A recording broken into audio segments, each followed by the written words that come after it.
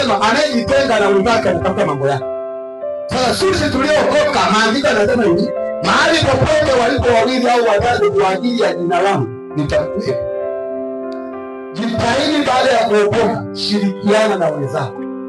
Nasema hivi, wewe ni baba umeokoka, jiungamanishe na wababa wenzako. Wewe ni mama umeokoka, jiungamanishe na wamama wenzako. Wewe ni kijana umeokoka, jiungamanishe na vijana wenzako. Angalia kuna kitu gani cha sisi kwa pamoja kufanya. Shirikiana na wenzako. Usiokoke ukabaki peke yako. Haleluya. Usiokoke ukajitenga.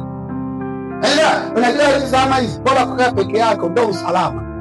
Ni kweli ni usalama, lakini sio usalama. Kukaa peke yako sio usalama. Na kuhakikishia.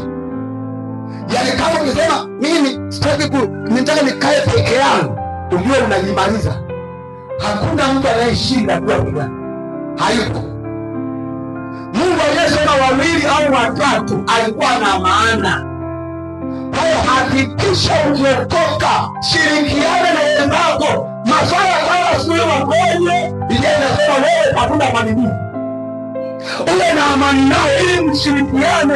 Usijitenge, ukijitenga unaona ibilisi na